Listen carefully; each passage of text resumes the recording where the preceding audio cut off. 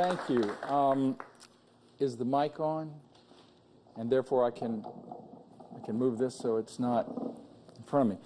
Okay, everybody can hear, and it is always a pleasure to be at Garden District Books. I am a client as well as a occasionally stand-up performer. And I also want to say how wonderful it is to be back in New Orleans after 3 weeks out on the proverbial literary whistle stop in foreign countries like New York, Boston, Chicago, Cleveland, St. Louis, and elsewhere. This book is called Render Unto Rome, The Secret Life of Money and the Catholic Church. And it follows a line of transactions that largely deal with the closure of churches and the disposition of churches as property, as assets. And I focus on four major parts of the country: New Orleans, Boston, the longest sections, Cleveland, and Los Angeles. And there are intervening chapters in Rome where, much to my surprise, I got much more information than I ever imagined. But we live, of course, in the age of miracle and wonder, and the internet manages to get information to people with such speed that I found myself literally up to my neck in material as I was finishing the book. And my wife actually said, "Oh, I guess I finished it in March," and at which point you really could have peeled me off the floor. But I guess it was toward the end of October, November, and I finished in November, anticipating a March pub date. And the book was published in June because sometimes we're late. The mantra in our household in the fall, which I have vague memories of, the Saints did not win the championship this year, I do attest to that, quote, every morning at breakfast as I drank my coffee and tried to get spatially centered on the Times-Picayune, "Are we out of Cleveland yet?" I did get out of Cleveland. It was a fascinating piece of this work. So the story of this book really begins in Boston, and I'm going to lay out several key sections of it in a sort of abbreviated vernacular way. But I do want to say, in my own modest self-defense, that I have about 40 pages of footnotes. It's an extensively documented book. I had help in translating documents from the Latin, Italian, and Spanish, even though I did a fairly good job on some of the Spanish. When I was a student at Jesuit High School in the 1960s here in New Orleans, and I see a couple of my old classmates here, we were taught that faith and reason need not collide, that you can be a Catholic and have a solid spiritual life, and that there is no reason to fear that the church will do the wrong thing, because as the wheel of history turns, the church eventually does catch up to the changes in society, certainly with respect to science. This has been the history of Catholic Christendom. I hesitate to make a sweeping pronouncement of any kind, but this is the third book I've done on the crisis in the church. And sadly, I think we are living through an era of profound disintegration internally because of the failure of leadership. This is really a story about the power structure. And I follow a constellation of people in different parts of the country who are clamoring, if you will, for their own rights as parishioners. And as the bishops have begun to close churches, these churches become forms of property. And the story of how the Vatican oversees the liquidation of these assets is something I had utterly no idea about until I began the research. So let me give you one overview of the book with a little shorthand. First, two sets of numbers.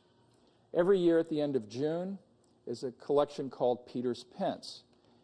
Peter's Pence goes for the charitable uses of the Pope.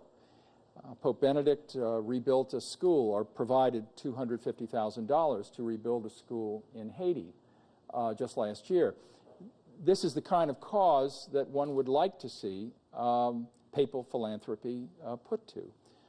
Alternatively, as I learned in doing the research, of the $82.5 million that Peter's Pence took in 2009, only about 8.5 million of it was documented.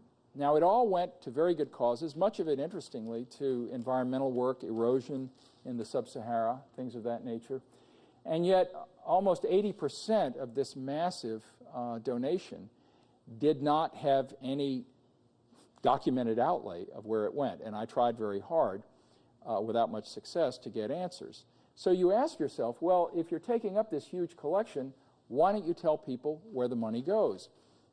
Secrecy is so layered into the dynamics of ecclesiastical governing that it has created a kind of pathology of power, where men at the high levels of the church are afraid to be forthright out of some concern that the church as an institution will be hurt.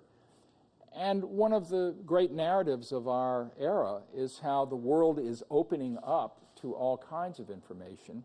And with so many people now using the internet, it's very hard to hide secrets. The other figure I wanted to give you is that in the last 46 years, according to an eminent researcher I've interviewed and quoted in the book, the Catholic parishes and dioceses of the United States have lost about $2.3 billion from embezzlements, theft from the Sunday collection plate, or more accurately, after the funds are collected. Think about this. Why is it that the money that is counted, if it is counted, on Sunday is not the same amount that goes into the bank on Monday? This could be readily changed by instituting a policy across the board so that every donation is suitably counted, and if the pastor needs any funds, he can write a check to cash.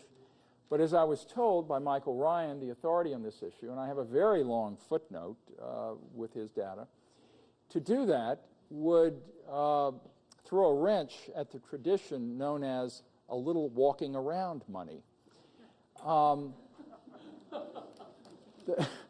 number of priests and lay workers who have gone to prison in the last 10 years for a little walking around money, sometimes exceeding 6 and even 7 figures, is really breathtaking.